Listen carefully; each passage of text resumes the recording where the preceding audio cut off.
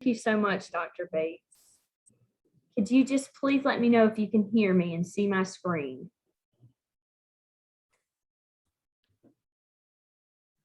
We can. Okay, perfect. Thank you so much. All right, so as Dr. Bates said, my name is Ashley Gaines, and I started working as a human resources staffing specialist with the EPA in July of last year. Prior to joining the EPA, I did earn my bachelor's degree in science and health policy and management from the Gilling School of Global Public Health at none other than Chapel Hill, right? So I'm a very proud alumni, and I'm very happy to be here with you all. And I can attest that I spent many a day in the Career Services Center. They have been extremely helpful for me. So anytime you have an opportunity to go by there, please do take advantage of that.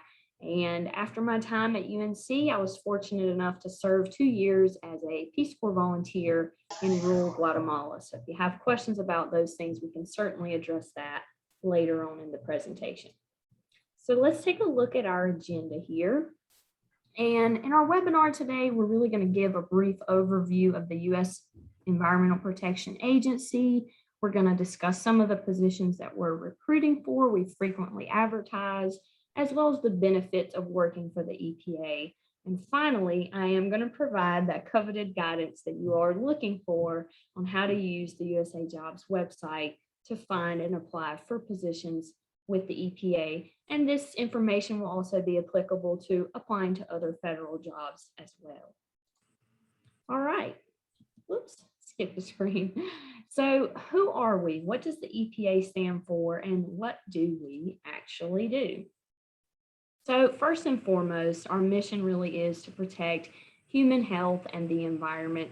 And this includes the various facets of the environment, right? So we're talking about air, water, land resources. And rather than having several separate entities working on these areas sort of in silos, if you will, we have one government agency that is devoted to these topics. And so we really try to achieve this mission of protecting human health and the environment by ensuring that U.S. citizens have access to, like I said, clean air, land, and water. We work to really ensure to reduce environmental risks that are based on, the best available scientific information, because we are a science-based organization. That's very important to us. We work to ensure that contaminated lands and toxic sites are cleaned up. Our EPA scientists review chemicals in the marketplace to verify that they're safe, for example, pesticides and things like that. We work to ensure that all parts of society really have equal access to accurate information. Again, that scientific information. EPA policy analysts and regulators really work to develop federal laws to protect human health and the environment, and to ensure that those laws are administered and enforced fairly and effectively. And finally, the EPA promotes awareness of and access to scientific information for the general public, right? And these are just, some of the many examples of the ways that our agency works to protect the environment. So with that being said, let's discuss some of the positions that we're actually recruiting for, right?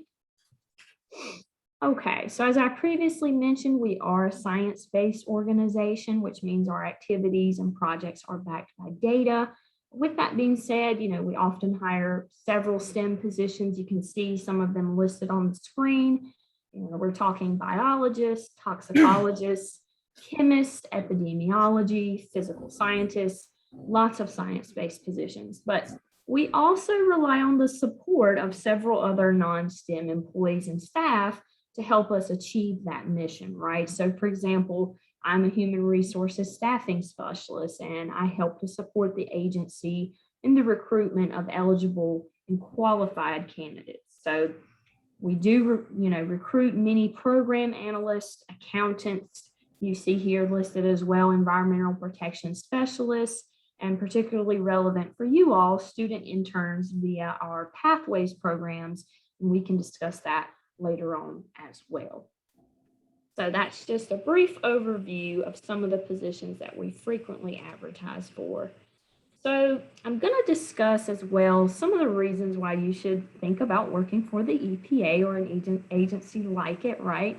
Perhaps one of the most remarkable aspects of working for the EPA is really being able to contribute to cutting edge science and efforts to protect the environment, right? Working for the EPA allows you to provide a service to the general public and to give back to the world in a tangible way that will have certainly a lasting impact. You know, Tar Heels are known for doing things like that. So certainly keep that in mind. Another great aspect of working with the EPA includes unparalleled opportunities for work-life balance. Not only do us federal employees enjoy paid holidays and all federal holidays off, but at the EPA, we also have some unique opportunities for flexible schedules, right? So an example of that is me. I have a compressed schedule, which allows me to have every other Friday off.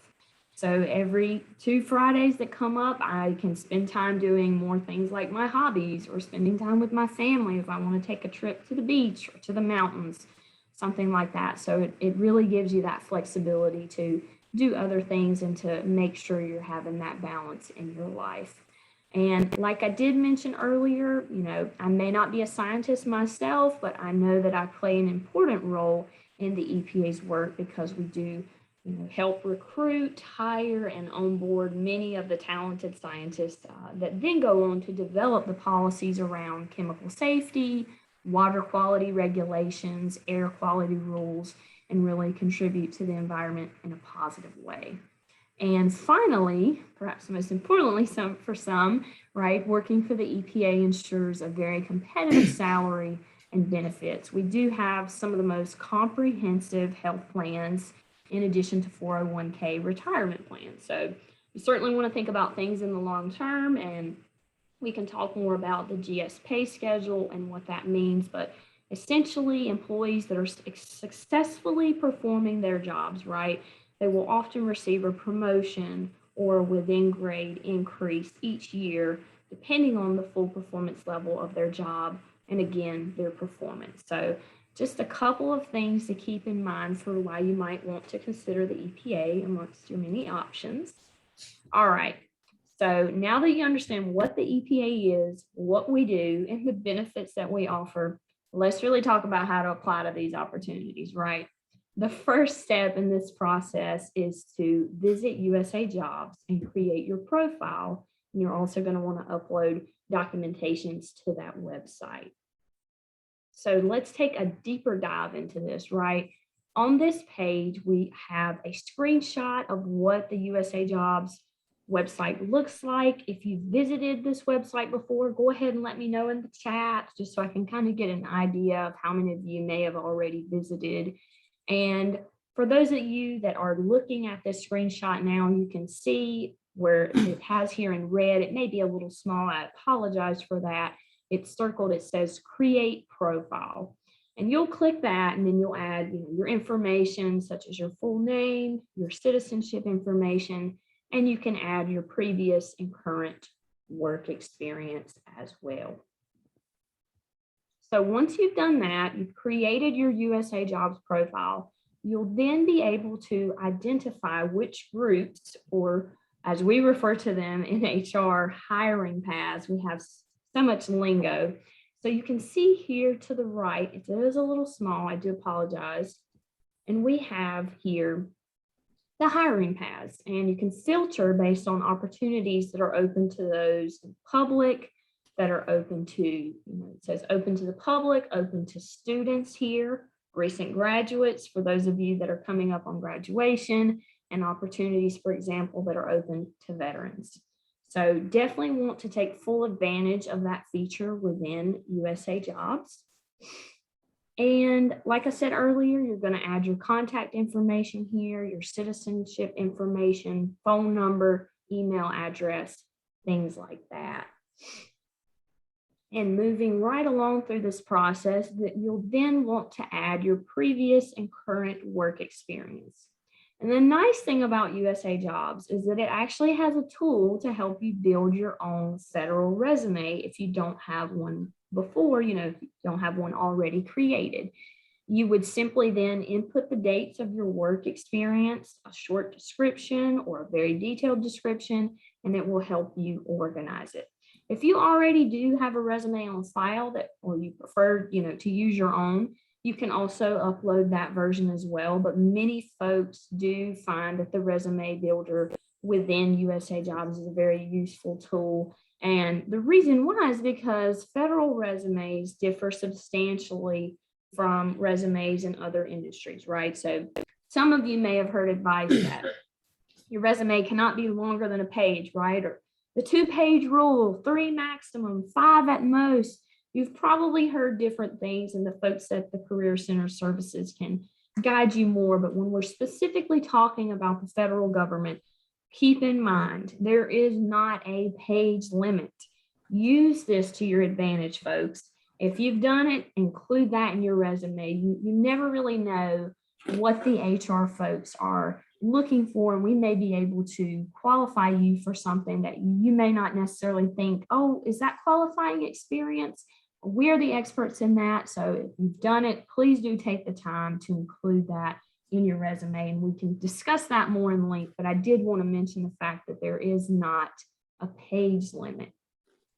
Okay, so we've discussed how to use these tools, and now within the Documents tab of your USA Jobs profile, you'll be able to upload documents like your transcripts, cover letter, or any other supporting documentation that you'd like to share. Here, you'll want to be sure that you upload documents that include your school name, address, as well as the department, course titles, and completion dates of any degrees earned. I can't stress this enough, folks, because I see so many applications where folks don't actually take the time to read the entire announcement. And I will admit they can be quite lengthy, but please do make sure you're including the required information. And one tip I like to mention is that official transcripts are not required at the time of application, but before you onboard with the EPA, you will be asked to provide official transcripts. So what we're looking for at the time of application is, it can be an unofficial transcript, or it can be a list of courses even that you type in a Word document. Just make sure again that you do have the grades, the number of semester credit hours earned, and it should be clear in the documentation that you upload with your application. So besides the Documents tab, we see the Preferences tab, and that's highlighted here. You can select preferences such as your desired work locations, permanent or temporary opportunities, as well as full or part-time availability. I know some of you may be studying right now, but you want to do something, you want to go ahead and start to get that experience. That would be an option you would want to look at within the preferences, because it allows you to filter vacancies based on the specific needs that you're looking for, right? Okay, so that was a lot of information. Please feel free to drop any questions you have in the chat. So we've walked through the steps of creating your USA Jobs profile and uploading all the relevant documents. Now let's discuss how to actually search for and understand EPA job announcements, right? Okay. So here we have a sample announcement. And if we look at this announcements for, we can see a life scientist or physical scientist. This is on USA Jobs. We can also see some preliminary details about the position, right?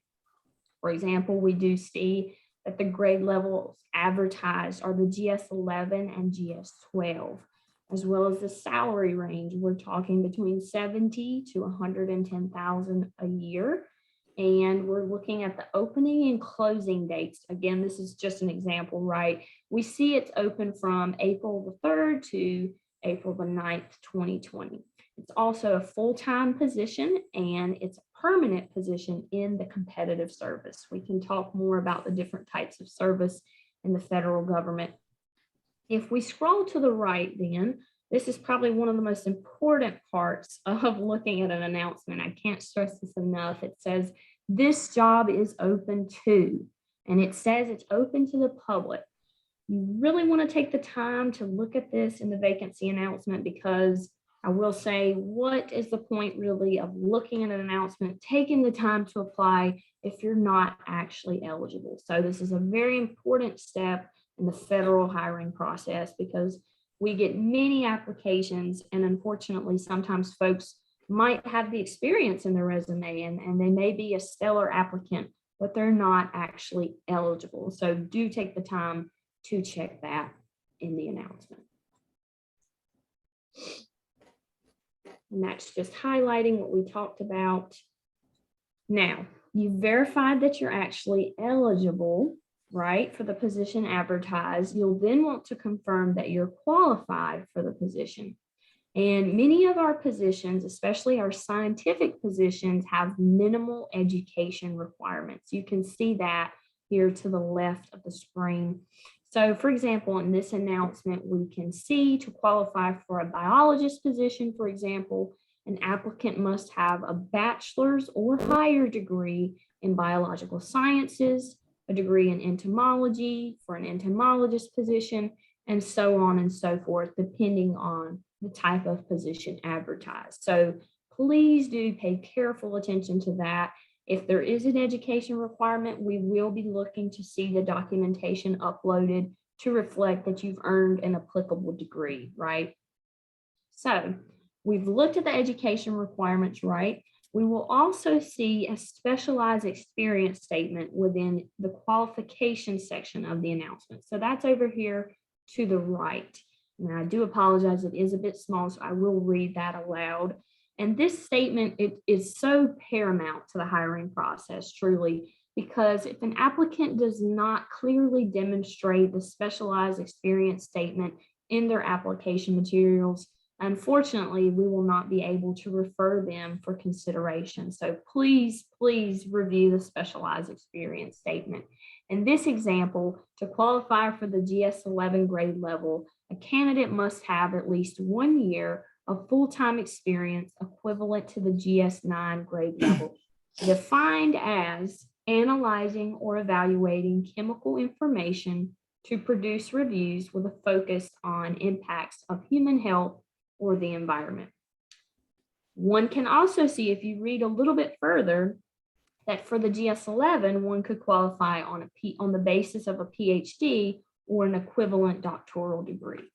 So if we look a little bit further down at the GS12 grade level, which is again a higher grade level, candidates are expected to qualify on the basis of experience alone. So if any of you are pursuing a graduate level degree or perhaps even a PhD, please do keep in mind that in many situations you can qualify for the GS11 on the basis of education alone. So that's a very nice benefit. Also at our GS9 and GS7 grade levels, typically the 9 is the equivalent of a master's degree, generally speaking. The GS7 then being the equivalent of a bachelor's degree. So I know that is a lot of information to take in. We can certainly address questions if you all have them. Moving right along through this vacancy announcement, we'll then come to the required documents section, right? And this section really outlines the materials that are needed to apply for the position. Most notably, again, you're going to want to include your resume, responses to the online assessments, and your college transcripts. Can't stress that enough. Either unofficial, right? That's perfectly acceptable. We just need to be able to see the courses that you took, title, credit hours earned, if you passed, things like that. And I do like to remind here, folks, once again, that your resume must demonstrate that specialized experience statement from the qualification section of the vacancy announcement, or you will not be found qualified for the position, and thus you would not be eligible to be selected. Similarly, the transcripts that you upload, you wouldn't, let's say if you're applying for a biologist position, it's great if you've got an MBA, right? A master's in business administration.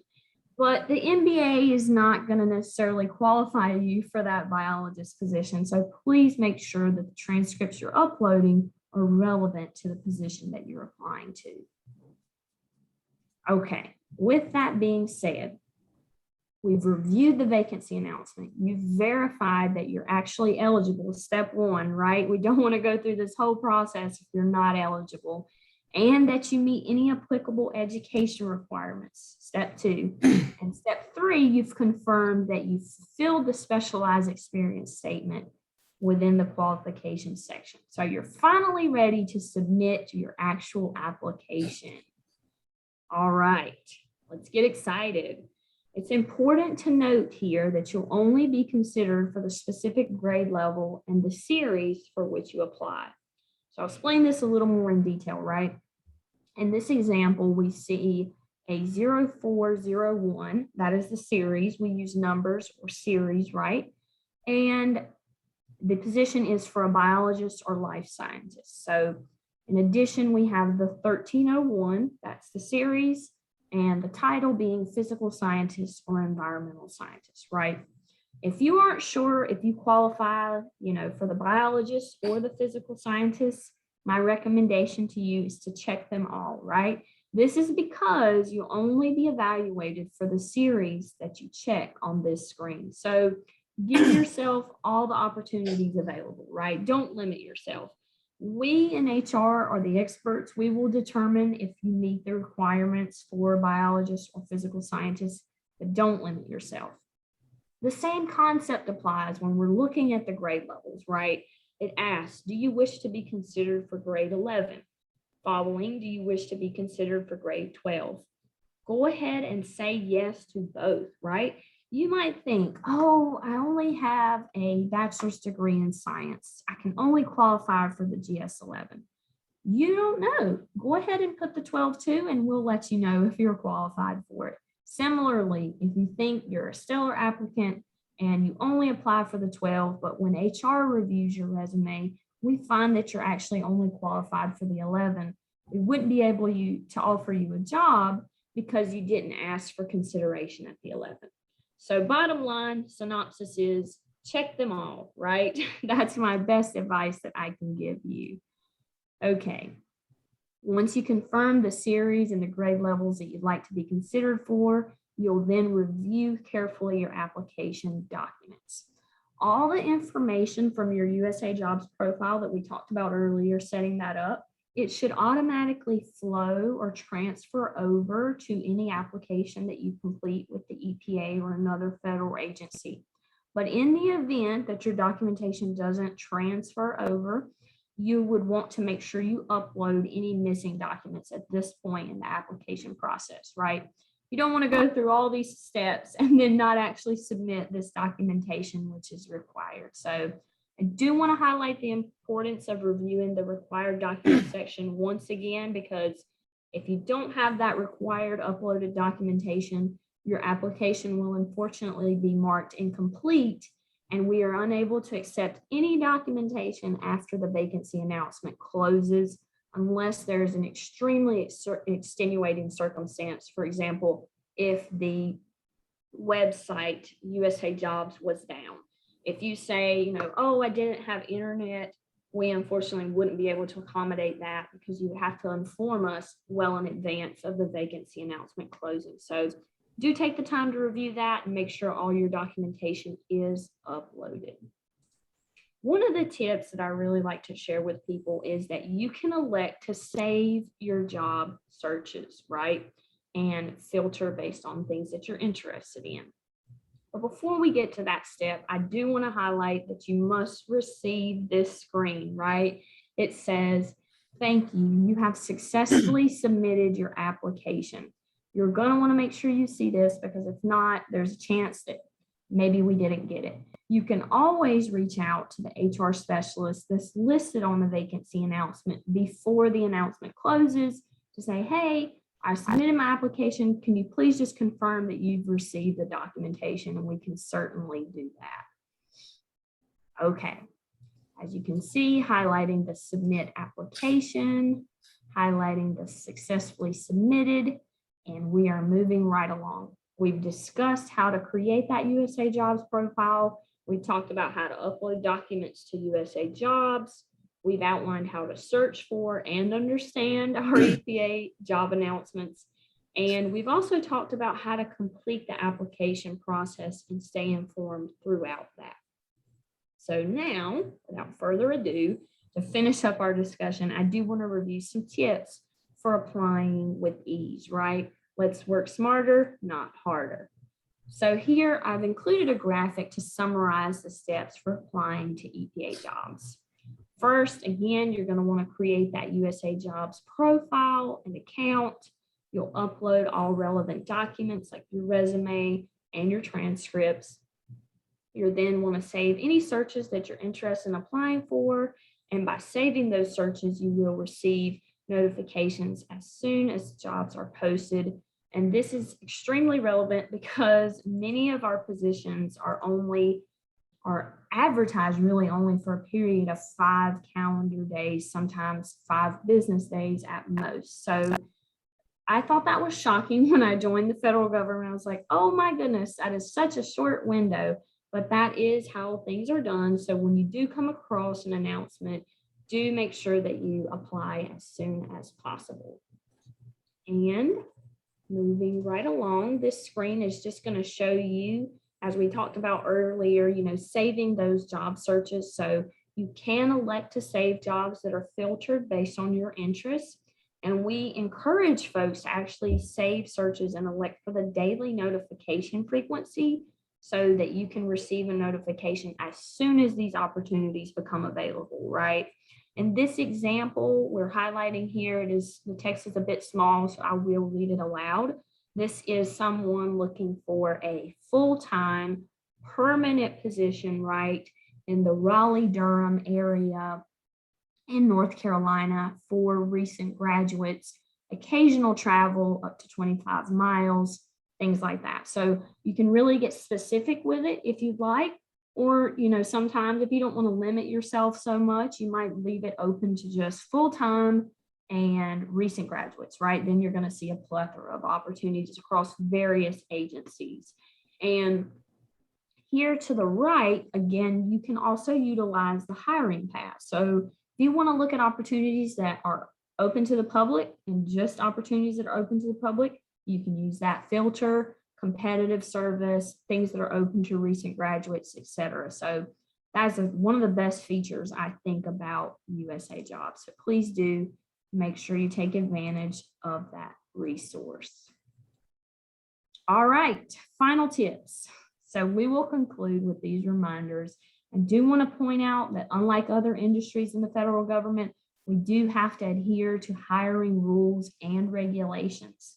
This means that anyone seeking consideration for a position must apply via USA Jobs. Now, there are some circumstances in which folks can apply via their non-competitive eligibility may or may not have heard of for federal jobs through things like the Peace Corps, AmeriVista, or veterans. But generally speaking, you have to apply via USA Jobs. This is not a situation where I know Tom, who knows Jose, who knows Sarah, who is going to be able to get me in the door, right? Quite the contrary, right? So please do use USA Jobs. And when you're reviewing those job announcements, you're again going to want to ensure, first and foremost, you are eligible for the position by reviewing the who may apply section of the announcement, right? So step 1, eligibility. After confirming that you're eligible, you'll then need to review the qualifications section to ensure that you're qualified and meet any education requirements associated with the position. Make it simple: eligibility, education, qualifications, right? So qualifications, really looking at that specialized experience statement.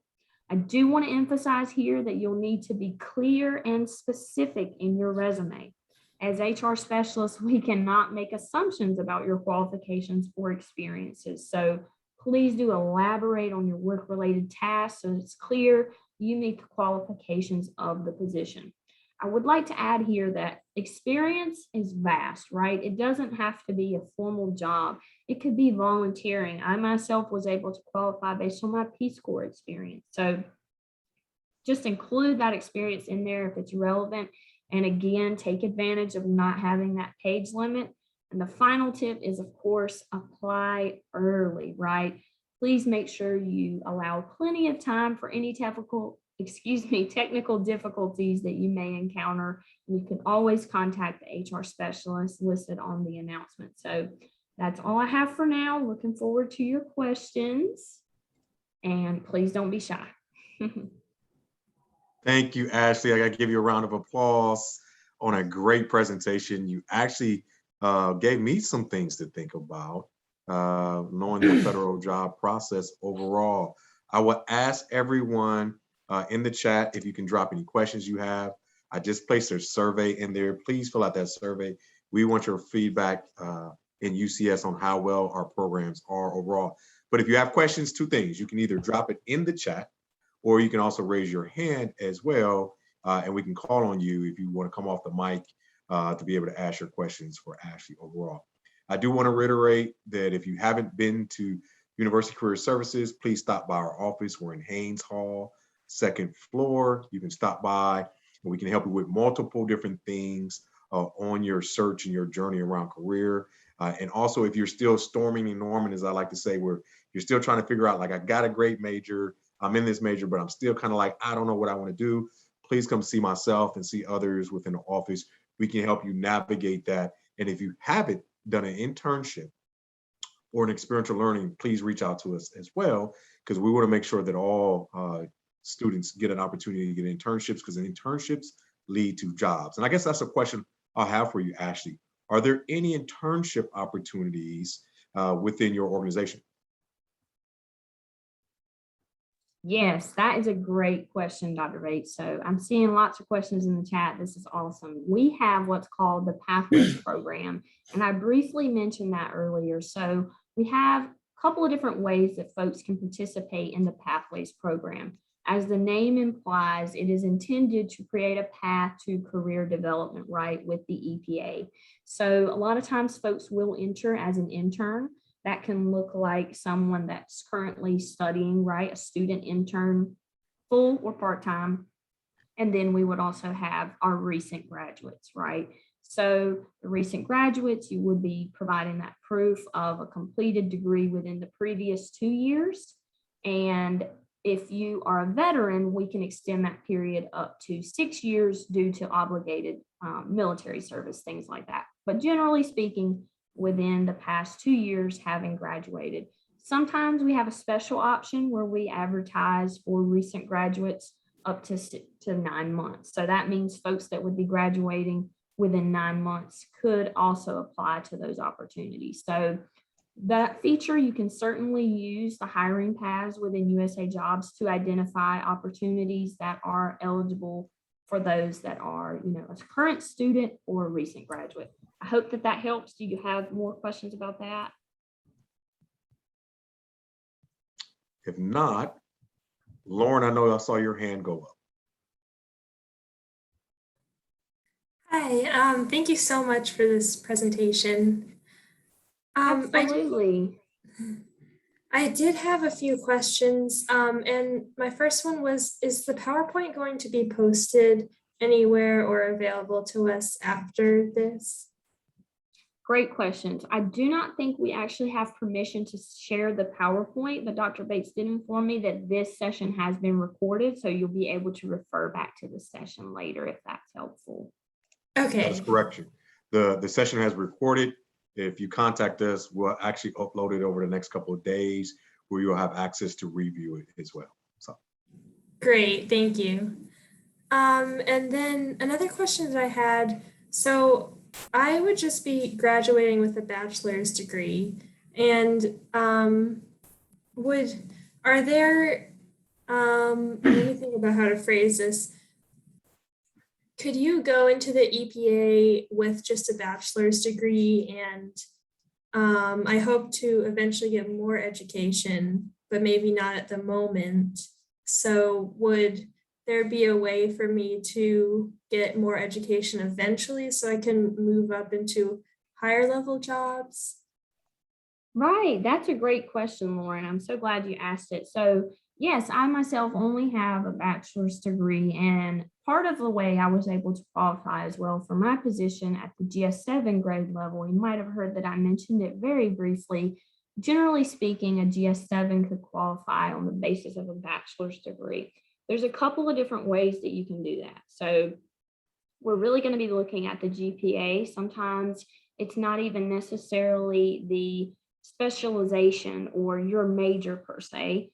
Sometimes that is taken into account if it was biology, for example, but a lot of times we're just looking at the GPA. And so we refer to something called superior academic achievement, right? There's a couple of different ways to meet that criteria, and I can post the link in the chat to OPM, the Office of Personnel Management's website. Essentially, this is looking for, I believe the most recent one was a 3.0 out of 4.0 GPA, cumulative, right? Or I think it's a 3.5 within the last 2 years of your degree, or 3.5 on all major courses. So a couple of different ways to meet that criteria. You can also meet it by being a member of certain organizations within your university. So that is one helpful way that a lot of folks qualify with a bachelor's degree. So it's certainly a possibility. To your question about continuing your education, that's a great question. Also, I'd say it's definitely something that's feasible. We have folks that will work with the EPA for a period of time, whether that be as an intern or a full-time employee, right? And they will go on to do studies and then come back.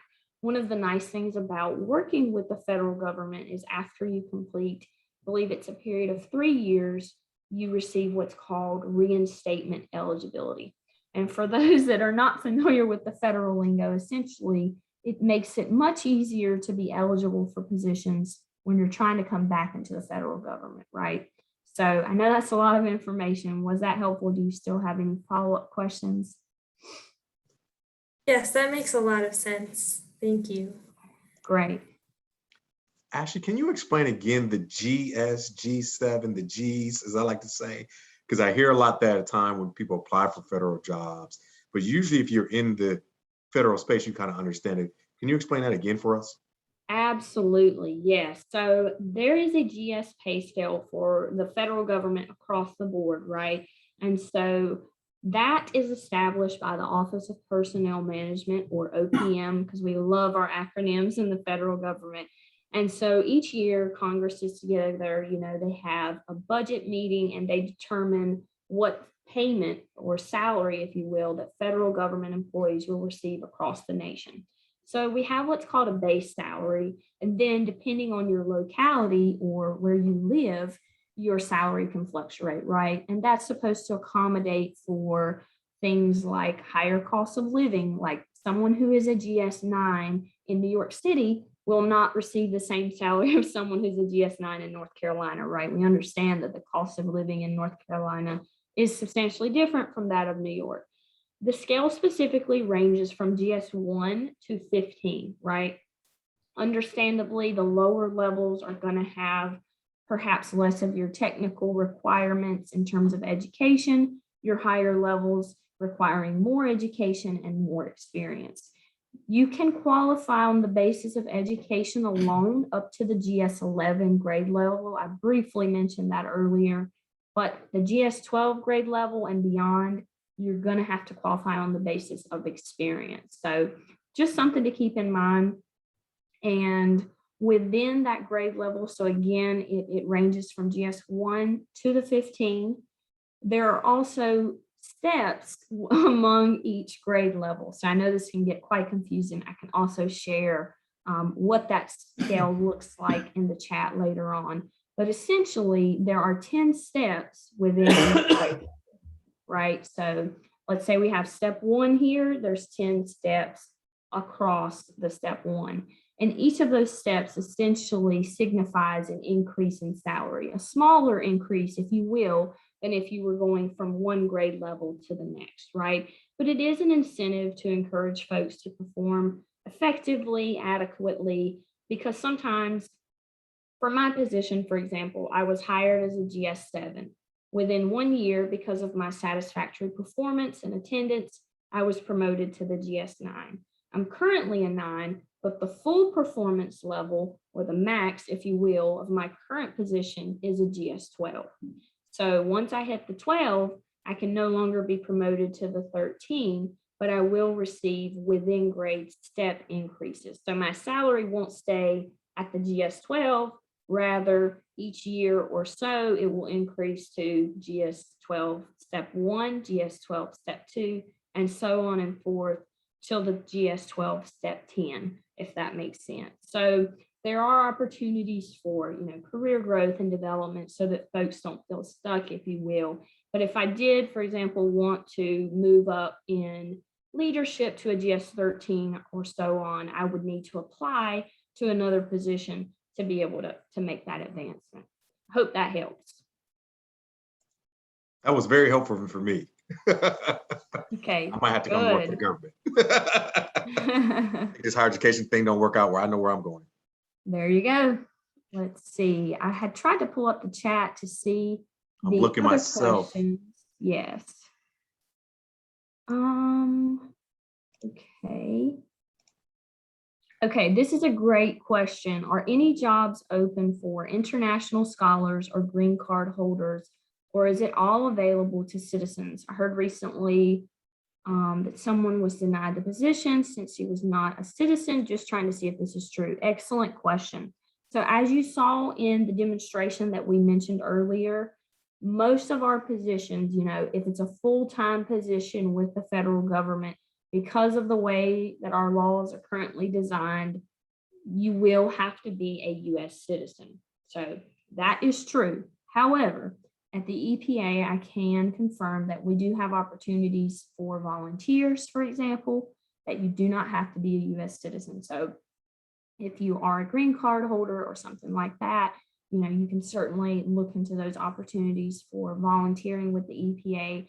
And while I understand it doesn't necessarily provide a salary, having that internship with the EPA, even if you don't want to continue working with the EPA and you have interest in working with other agencies or even, public or private industries, right? Having the EPA on your resume certainly makes a big statement. So something for you all to consider. Let's see, what is a competitive salary? So I think we kind of talked about that a little bit. We discussed the GS pay scale, but more at length at this, when I mentioned that Congress gets together and they determine competitive salary, right? They determine this GS pay scale each year. We look at other industries, the private sector. We look at the private sector to see, okay, what are folks earning? What is a comparable rate for a human resources staffing specialist in North Carolina, right? Obviously, we cannot always match the private sector. We understand the federal government is somewhat of a lower paying, in that sense, but what you're going to get in terms of the complete package, right? This flexibility, the compressed schedule, right? These unparalleled work-life balances. I'm able to participate in a lot of activities. For example, I'm the special emphasis diversity program manager for the Hispanic Latinx employment program in RTP. And those are things that I might not be able to do in the private sector, right? I know that when it's 5:30, it's my time to log off. I'm logging off and no one's going to call me tonight and wake me up at 12 o'clock saying I've got to get something done. It needs to be on my desk by tomorrow morning. And, similarly working from home, we have these flexibilities. So there's a lot more, I think, that would go into that. And part of the competitive salary is sort of knowing that you are entitled to within grade increases or the step increases I mentioned earlier. You're not entitled per se to the promotion from one grade level to the next, because that does, depend on your performance. But assuming you're performing adequately, you would be then promoted to the next grade level all the way up into your full promotion potential or your full performance level that I mentioned earlier. So that's where that competitiveness comes in. And, it works for a lot of folks, but it's not right for everyone. We understand some folks want to join the private sector. That's totally okay. I think we have another one around cover letters. And are they kind of required? Should they do? Are they read? Okay, great question. Let me just review this here. Often don't mention them explicitly. Will be forwarded. Okay, great question here. So I didn't really go over cover letters that much in our presentation because a lot of the emphasis really is on the resume, right? We do review your application in its entirety. I want to stress that. We look at the whole picture, right? But when we're looking for that specialized experience, we're specifically looking at the resume. That's not to say you shouldn't provide a cover letter, but as HR specialists, that's what we'll be looking at as our initial point, right? If we have to, if we're really not able to qualify you based on your resume, we will look at the cover letter to see if there's anything there. But for the most part, it's kind of a step-by-step process, right? First, HR, someone like myself, is going to review your application. You want to make it abundantly clear to whoever is looking at your application that you are definitely qualified, right? Once you meet that step, you'll then be referred to the hiring official. This is the actual person that's going to make the decision whether you get the offer or not. They will look more, intently at your cover letter because they are aware of the position that they're trying to fill and what qualities they're specifically looking for. In HR, we're just checking essentially to make sure that you meet that specialized experience statement, the minimal qualifications. And then at a later point in the process, there'll be an interview, things like that. So I do want to encourage you, yes, do the cover letter, but if you're going to place your priority somewhere, from my recommendation in HR, it would be on the resume. Great questions. Keep them coming. Okay. What is the typical timeline for application responses and hearing back for potential interviews? Great question. I get this all the time. So it's a little tricky. I will say, as much as we try to catch up to the private sector, there are things that do take a bit longer sometimes in the federal government because of the processes that are in place. So there isn't necessarily a typical timeline, if you will. It depends on several factors. So sometimes when we're recruiting for several positions, it may take a while to hear back.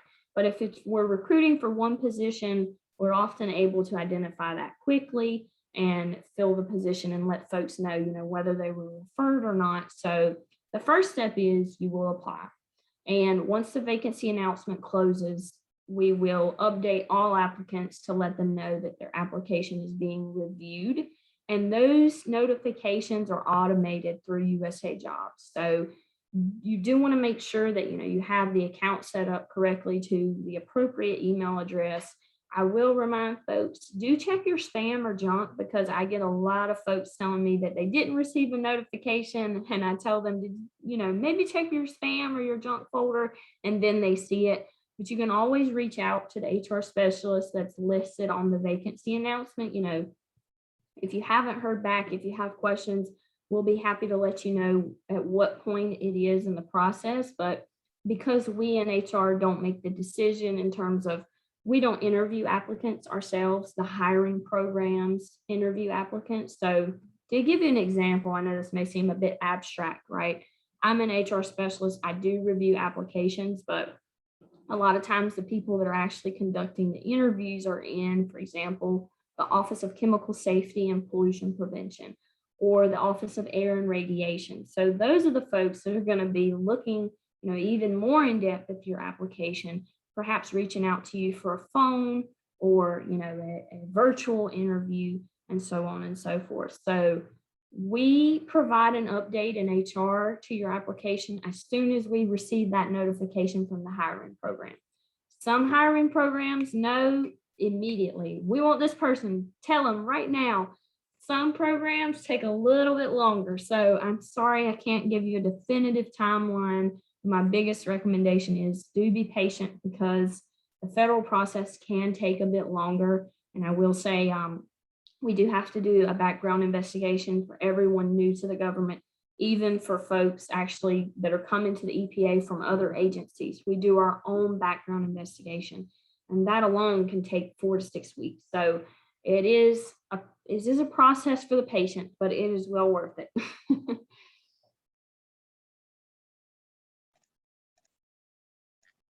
Good. I'm glad that was helpful. All right. What other questions do you all have for me about the EPA, about the federal hiring process, or my process in getting to the EPA, E-score? All I can say is you have done, in my opinion, a very thorough job if I do want to apply. I think Lauren has another question. Sure. I have one more question. So you mentioned about the resume. Do we have, I was kind of confused. Do we have to put our resume in the form of the USA jobs, or is that just highly suggested? Great question, Lauren. You do not have to use the resume builder within USA Jobs. You are by no means obligated to use that. We do, provide that as a recommendation because sometimes folks, they really don't have familiarity with it. I will be honest with you, I did not use it because I found it to be a little confusing for me. And I'm also a bit of a type A person. So I'm like, I will just do this myself and I can do it better.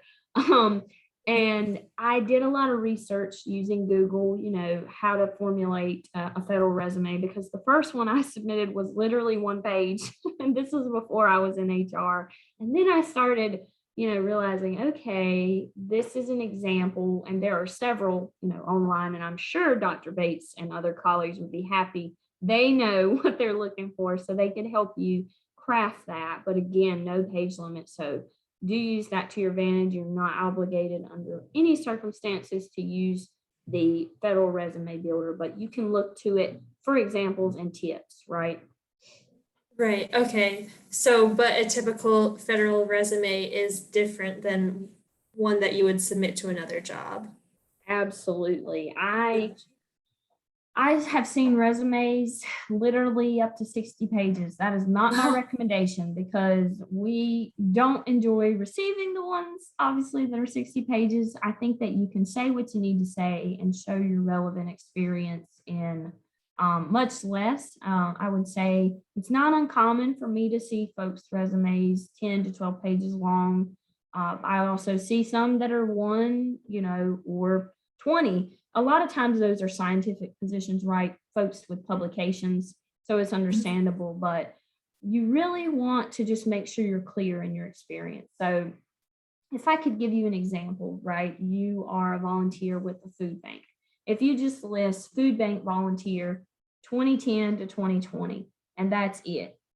We can't, that doesn't give us much to go off on, right? I made the point that we cannot make any assumptions. Me, in my mind, as we've been socialized, I might say, okay, she was probably stocking shelves, probably working with people to help them, fill this need that they may have for food resources, right, in the community.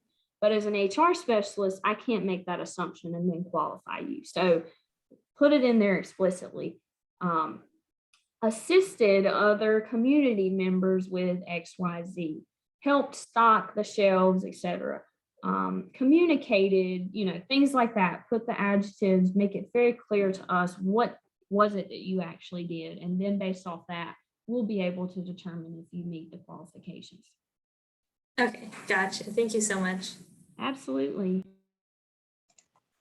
I think we got two more. Seeing another question. Does the process look any different for people who are looking to work as a teacher on a military base? Wow, that's a great question. Let me think about that. I am not sure I have much familiarity with this question. Maybe you could provide a little more background information. I'm not sure if I'm understanding what the difference is in the terms of applying for the position. Most of the time, you would just need access to USA Jobs, and there are probably several positions for those that want to work in the education sector. Not sure if that's helpful, but if you want to provide a little more information, I'm happy to dig deeper. And I see another question from Caroline. Since there's no page limit on resumes, could we just submit our CV instead? That's a great question, Caroline. I've seen basically folks submit their CV as their resume. We just want to make sure the experience is there. So however you want to do it, as long as we can determine that you're qualified.